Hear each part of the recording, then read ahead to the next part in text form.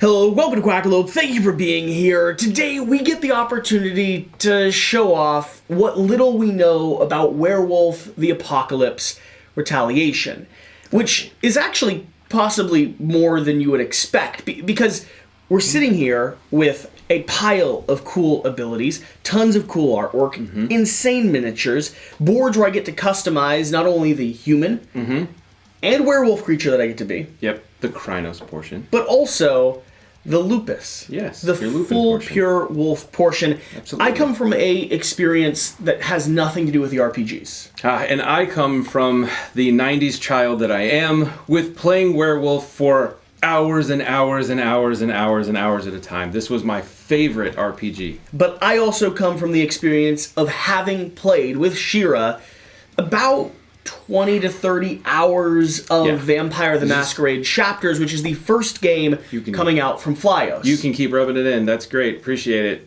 Really want to play with you. Werewolf the Apocalypse Retaliation is coming out now. It's going to be available on Kickstarter, and this is a bit more of a traditional Kickstarter in a few ways. Yeah, it is. This is a indie company that has their one giant game. Now, they've released some smaller ones, but their one beast of a game with like 750,000 words written in story. It's crazy. That they hit print on a few months ago, is currently in delivery. It's on boats being packaged and put together and on the way. The English version is fully printed. It's being assembled right now, and it is basically being loaded into things. The German, Spanish, and French versions, those are getting printed right as we speak. And so Flyos Games over the last couple of years have built an incredible team, and I can attest to that, because like I said, I'm the only one in the room who's actually been able to play Vampire the Masquerade chapters. Really? You're just going to keep rubbing that in, aren't you? But Shira's going to double down with me, because it was a incredible and really unique approach to a RPG, dungeon crawl, storytelling game that let you embody a role in a world that already felt alive and existed. And we'll talk about why that was in just a bit and how they're going to be bringing that into Werewolf the Apocalypse. However, they have an incredible team of people. They do. And they hit print, and then they went, wait a minute, our team was built around creating really cool stuff as efficiently and quickly as possible. What are we going to do now, because we're waiting for this to arrive? And Werewolf the Apocalypse is the answer to that. The obvious next sequel in the series, the sister game that I hope creates this hybrid or this merging of the two one day in the future. Can't wait. Because vampires and werewolves, they get along like eggs and spam. Some people might like that, actually. And the World of Darkness universe is so insane and so expansive and so deep when it comes to the lore. They have a ton of possibilities to experiment with. Okay. The best lore is the werewolf lore, by far. Is the best lore? It's 100% the best lore. Okay, so what we have here is just the bare bones of a prototype. Yeah. We've been able to mess around with it a little bit. We've been able to take a look at the cards and run a few scenarios, but you all are actually going to get the opportunity to play this yourself. The demo version of this game is going to be available over on TTS. Yep, absolutely. Link below. And so follow the Kickstarter down below, and then make sure that you're over there checking out the actual TTS module and diving into it. Now, I don't know if it's going to be available day one of the campaign launch. It might not be. But I do know they're working on getting it integrated into that digital system, and so keep your eyes out. But they want you to be able to get your hands on this so you can see if this is something that matches up with you. We've got two more categories of this preview that we want to go through. I guess three.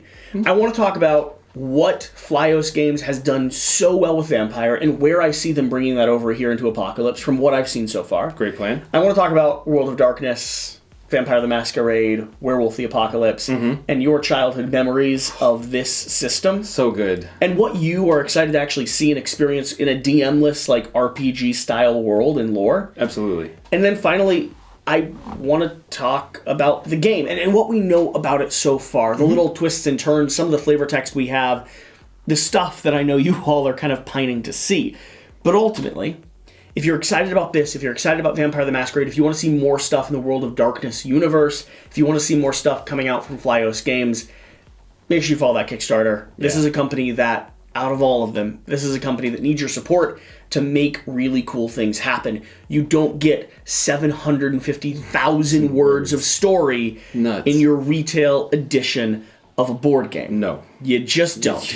You get 25 and they were written by a kindergartner, and it's pretty good. Yeah, but it's okay. Just not deep and alluring like theirs is. All right. What do we want to start with? We want to talk about Werewolf the Apocalypse? Well, you said you wanted to talk about what they do really well. Okay. What Flyos games did so well with Vampire the Masquerade was really I think two things that I want to highlight. Okay. First off was, and hand me those storybooks over here, their storybook module system. If you checked out Vampire the Masquerade or any of our coverage of that, you saw a stack about yay high, full of small storybooks. Each one of these is packed to the brim with story, scenario-specific events, conversations that you're having with people, and unfolding narrative choice that branch in a dozen different directions. And as Shira and I played through it, there were consequences to our actions that rippled through not only this, but also this. And Vampire the Masquerade was a conversation game. It was a game about the dialogue and the politics and the subtle ways you threaten people without pulling out your fangs. Which was what Vampire was all about. If you played the RPG, you knew that it wasn't all about combat in Vampire. It was all about how you manipulate people, how you make that story progress from one place to the other. It wasn't all about being a murder hobo like some other games are. Whereas here with Werewolf the Apocalypse, they're still going to be bringing back that storybook module. The module that gives me the chance to have dialogues with people, investigation tasks, events that are happening, and glorious attacks. These are going to be the paired and purposeful missions that you go on, where you eventually rip someone's throat out or rip the worm's gory cusp out of someone's mouth. Satisfied. Something like that. But these storybooks end up being one of, if not the single most innovative and best part of all of this game system, because they provide immediate and reciprocal conversation that happens. And so, like, as I'm flipping through here, like here we have Kate Vincent. I may be able to interact with Kate and actually go through this whole dialogue sequence with her, where she's talking, I'm responding, and we have 5 or 6 different conversation points that end up, like, bringing this narrative forward. Sure. As we flip through here a little bit more, I might run into a situation where, like, I have an event that triggers, but then episode 1 events aren't just one stagnant thing. Episode 1 triggers episode 2. Episode 2, depending on how you resolve it, triggers episode 3 or 4, and it continues spiraling out of control. Yeah. In Werewolf the Apocalypse, they're going to be bringing this back, but it's going to be a little bit more of a violent hybrid. Yes. You're trying to balance your rage. You're trying to talk and negotiate where it's reasonable, but a lot of your encounters are going to turn into pure combat and pure combat systems, which brings me to the second point of what they've done so well in Vampire and what I'm insanely excited to see them do here with Werewolf. It's going to be the characters and the character-specific attacks, abilities, and the arch of their attacks. Yeah. In Vampire the Masquerade, you had kind of a simple combat system. It was really cool, though, because every character had their own unique trait and their own unique approach to combat. If they were intellectual, well, then some of the combat cards they got eventually were designed around that model. They were using their mind and their sophistication. They were possibly creating, like, bombs or gas from science experiments and nonsense like that, right? Nice. If they were brutal and violent, well, you were doing that. You were punching, kicking, firing a gun, and ripping someone's throat out with your fangs that would heal you back up and bring you back into the fight. Werewolf takes this to another level. Not only are we going to be balancing our rage like you did in the RPG, but you'll also be switching between your humanoid, your Krynos, and your lupus traits. These are going to be the 3 different models that you have, and each one of these will have its own personal type. There's their own personal trait, right? So your humanoid might be a highly intelligent, scientific-based individual who's really good at solving problems and having conversations with people when the time comes. Your lupus may be a rustic outdoor wolf that's absolutely fantastic surviving in the wilderness. Yeah, and they're usually more sly, and they work on those stealth mechanics and those kinds of things, so it's a better form for those. And the Krynos you choose, because the combination of both of those may be some hybrid, more of like a ninja that's ripping people's throats out from behind. Basically, whereas big giant power. A different combination may be more of a brute force, or someone that's just dropping from the sky and devouring 7 people all at once. And this is what Werewolf is going to begin playing with. Now, it's going to play with it not only with those characters, but also with your rage track that's slowly going to be making it harder and harder for you to maintain control. You're going to be rolling a series of dice that each are going to have consequences. Depending on what your actual roll comes up, it'll determine the number of successes and how many things start spiraling beyond your ability to handle them. And you're going to have an entire pile of cards. Each stack of cards is going to be unique to the different type of person you are. With combat abilities, here with your humanoid, you might be able to strangle, you may have mayhem, you have firing weapons and attacking with knives and blades and other things like that. With Lupus, we're talking about coming out of burning flame, biting people, clawing people, having some type of distraction, but definitely a lot more subtle. And you'll be targeting specific areas of the individuals you're attacking, right? Yep, that makes a big difference too. So you're going to be like ripping off an arm or biting through a leg. Whereas here with our final beast, you're talking about just absolute decimation, brutality, and blood and gore. This will be a mature game. For sure. Absolutely. So as you're diving into this, you're going to have a certain set of cards that are available to you based on the trait that you have and the form you're in, and you'll be able to start playing through that set of cards using the resource that you have and slowly becoming more and more angry and losing more and more of your willpower to expend this energy. You're running the risk of turning violent, of ruining everything around you. You're running the risk of becoming hungry, like in Vampire the Masquerade. The overwhelming rage, exactly. Where there's a chance you just consume the people that you love the most, or you run away, or you can't be there in the fight anymore, or you have someone that's really your ally and you ruin everything. And the story says yes, and then continues anyway. Those are the two things from Vampire the Masquerade that stood out to me. Character creation, customization, and really unique fighting systems that are only going to be enhanced here in Werewolf. And then the storybook module, that choice to go down so many different areas of choose your own adventure narrative that is well written, but also feels consequential. So Werewolf the Apocalypse. I've talked for a long time. Yes. Because you know nothing about Vampire the Masquerade. Could just dig that knife deeper and deeper. But man. I know even less about Werewolf the Apocalypse. This is true. But so my childhood game was always Werewolf. That's what we played when I went home from school. It was fantastic. It played hundreds and hundreds of hours of Werewolf. Some of the things that if you're a Werewolf fan and you're looking just at the pictures that you see here, you see phases of the moon. So you know that moon phases are going to be consequential in everything that you do. When you were making rage rolls, it made a difference based on the phase of the moon that you were in. That kind of stuff is important. You've got, you see the different tribes. Each one of your tribes was vitally important. It told you who you were, where you lived, what you did, the things that were important to you and how you managed yourself. Whether you were one of the walkers the people who lived in the cities, in the skyscrapers and had managed to make their world together. Whether you're one of the lawyers and things that had infiltrated inside the government and were trying to make changes from the inside. Or you're a child of Gaia and you're out in the forest trying to survive and make sure that people stay out of your way and that you protect the forest as you're designed to do.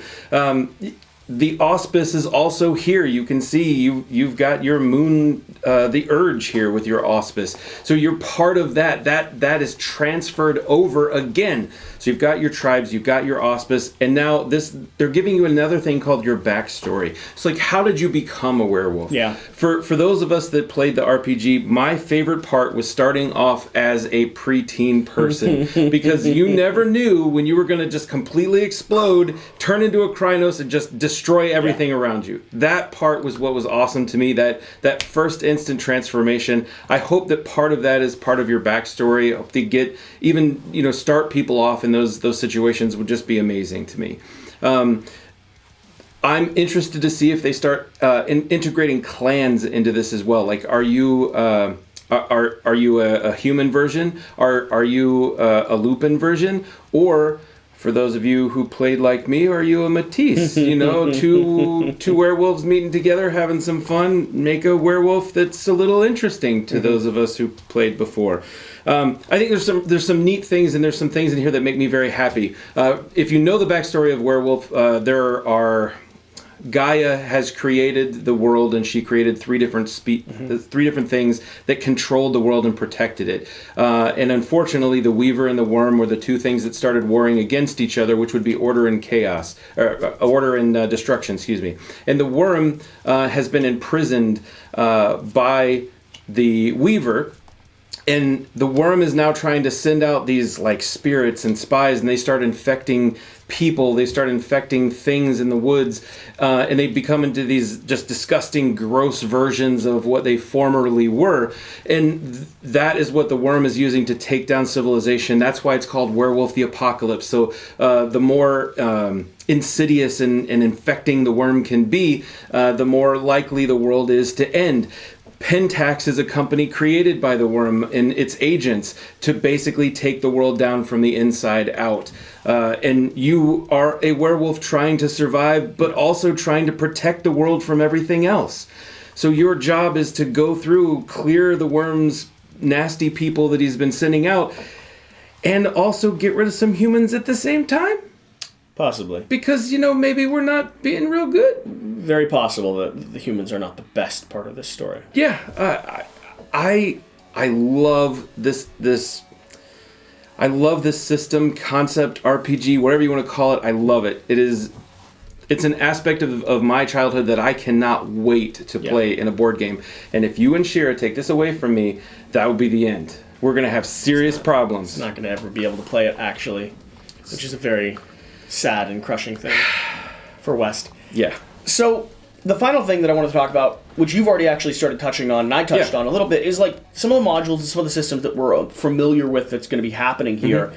Like we said, we've already established the fact that in Vampire the Masquerade, they gave you characters and character backstories. Yep. Here you're actually going to be crafting your own character based off of a combination of various different traits in various different forms. So a lot more flexibility when it comes to that. And all the models are going to be different and unique when it comes to the type of werewolf and the type of human and the type of wolf you actually are. Right. Which is super cool. Now, on top of all these small storybooks, they're also going to have a giant arsenal of storybooks. Always. Which provides the foundation and the setup and the structure and the end result. And then all those things just start filling out all the extra detail. Yeah. While you were talking, flipping through some of the enemy cards that we have here. Sure. You can already see some of the things that are going to be infected and polluting the world. So they're staying true to the apocalypse storyline. They're staying true to kind of the narrative in the world that you're set in already here.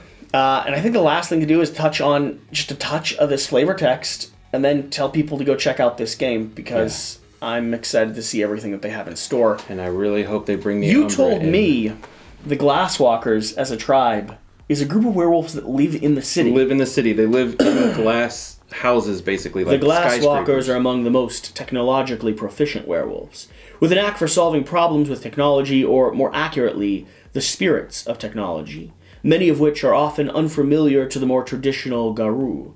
The ranks of the Glasswalkers include engineers, technicians, and inventors, whose skill with making machines work often takes the form of coaxing the spirits, inhabiting them into performing exceptionally.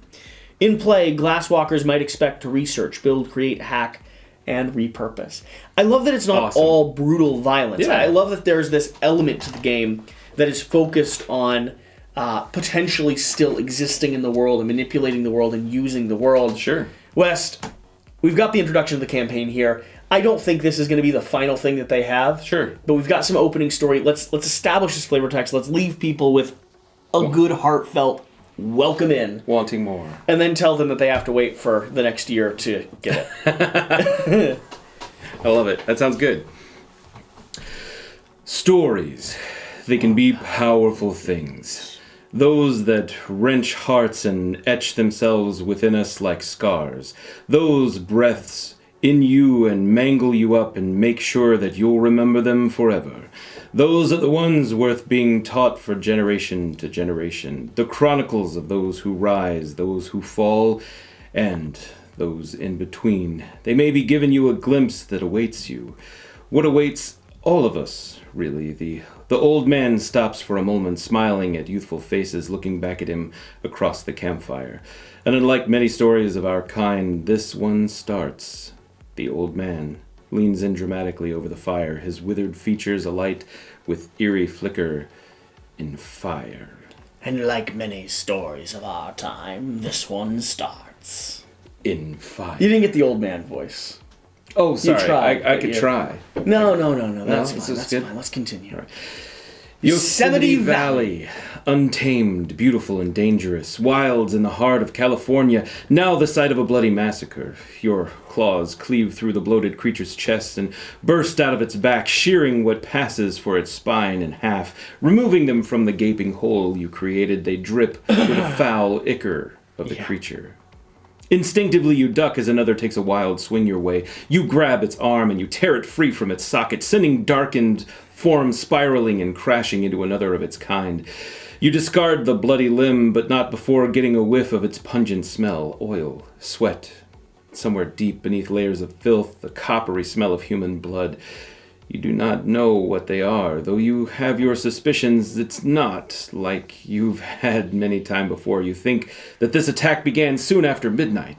Roars, inhuman and filled with rage, engulfed the hills and the valleys that make up your cairn.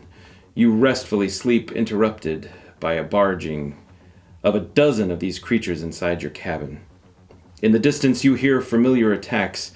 Howls merge with cries of pain and screams of fear from your human allies who choose to live among the garious. If these foul creatures are chosen or breathed for you in your powerful form to the kinfolk, it's a whole other matter. You can transform into a war form, halfway between man and wolf, 10 feet of rippling muscles, claws that can rend steel and bone. 10 feet of rippling muscles, claws that can rend steel and bone, and powerful jaws that can crush the skull of your enemies with impunity. They cannot. It's a bird. It's a plane. It's the Krynos. With danger now past, you shift out of your war form, for you know you'll need to keep your wits about you. And the mighty Krynos form is prone to make you charge blindly into the fray, or to your doom. Someone has decided to lay siege to your peaceful sept, the settlement that you built far away from prying eyes. You step out and bear witness to the carnage. You fared well. Your septmates, those who chose to live with you despite knowing the risks, less so. Suddenly, a piercing howl echoes through the Caern. Oh! This sight of great significance for the Guru, as it is the closest they have to connection with the Gala, or the Gaia and the spirits. A call to arms. A call to regroup. It is sings with Luna, the Sept's elder and its most powerful Theruj. She is calling for everyone to join her at the heart of the Caern. It takes only one glance for your pack before you all rush towards the combat, answering the call to war. Boom, boom, boom. So, with a reference of the pack, the last thing we're going to leave you with is a few quick glimpses of the combat system? Of these cards right here. Yeah. So, Werewolf the Apocalypse is going to be introducing, and I don't know how public they are about this yet, so I've saved it for the very end. Mm-hmm. These cards are kind of sequential cards. They're cards that rely you and the squad that you're working with to actually pair together to get more powerful defensive abilities, attack abilities, and other modifiers. And so, if you're successful at getting into certain attacks and certain formations, you'll get a severe benefit. But if you're unsuccessful, there's also consequences to not working as a team. Yeah. So, we'll leave you with that. Pretty cool. Thanks for watching. Thanks for being here. We're super excited about this game. Absolutely. Can't wait to have a chance to show it off to you and really dive into this and really grit our teeth into the stuff that Flyos Games is creating. Once again, if you made it to this part and you're excited about this, you're hyped, you're invested in this. This is a company that produces incredible stuff, but this is one of those companies that does not do it outside of Kickstarter. It's too ambitious, it's too big, it's too much. So be involved, go back the campaign, give them some support, give them some love.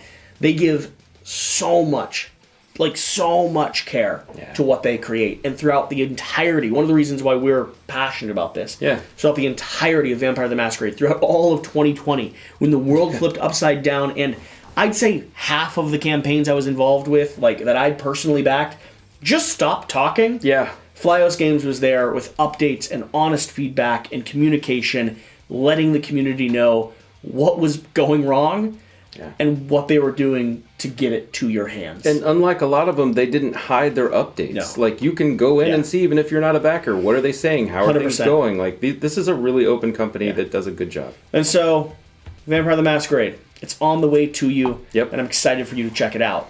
But before it gets here, Werewolf the Apocalypse needs every stretch goal it can get. Thanks for watching, thanks for being here, whatever the case. Whatever you do, remember to do the important thing. Get out. And play some games. We'll see you next time. Bye. Bye.